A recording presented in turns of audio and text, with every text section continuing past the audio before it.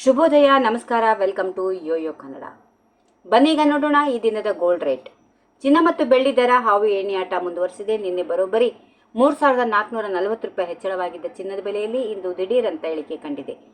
Dollar ಮೌಲ್ಯದ ಕುಸಿತದ ಪರಿಣಾಮವಾಗಿ ಕಳೆದ 2 ದಿನಗಳಿಂದ ಏರಿಕೆಯತ್ತ ಸಾಗುತ್ತಿದ್ದ ಚಿನ್ನದ ದರ ಇಂದು ಇದ್ದಕ್ಕಿದ್ದಂತೆ ಕುಸಿದು ಬಿದ್ದಿದೆ.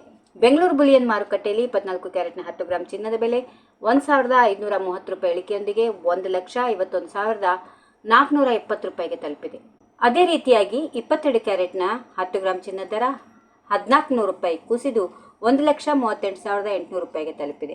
ಬೆಳ್ಳಿಯ ದರ ಕೂಡ ಇದಕ್ಕೆ ಹೊರತಾಗಿಲ್ಲ. ಇದು 5,000 ರೂಪಾಯಿ ಇಳಿಕೆಯಾಗಿ 2,50,000 ರೂಪಾಯಿಗೆ ತಲುಪಿದೆ. ಇರಾನ್ ಅಮೆರಿಕ ಸಂಘರ್ಷ ಸೇರಿದಂತೆ ಜಾಗತಿಕ ರಾಜಕೀಯ ಉದ್ವಿಗ್ನತೆಗಳು ಮಾರುಕಟ್ಟೆಯ ಮೇಲೆ ಸ್ಪಷ್ಟ ಪ್ರಭಾವ ಬೀರುತ್ತಿವೆ. ಡಾಲರ್ ಮೌಲ್ಯದ ಏರಿಳಿತ, ಅಂತಾರಾಷ್ಟ್ರೀಯ ಅನಿಶ್ಚಿತತೆ ಮತ್ತು ಯುದ್ಧ ಪರಿಸ್ಥಿತಿಗಳ ಪರಿಣಾಮವಾಗಿ ಚಿನ್ನ ಮತ್ತು ಬೆಳ್ಳಿ ದರಗಳಲ್ಲಿ ತೀವ್ರವಾದ ಅಸ್ಥಿರತೆ ಕಾಣಿಸ್ತಾ ಇದೆ.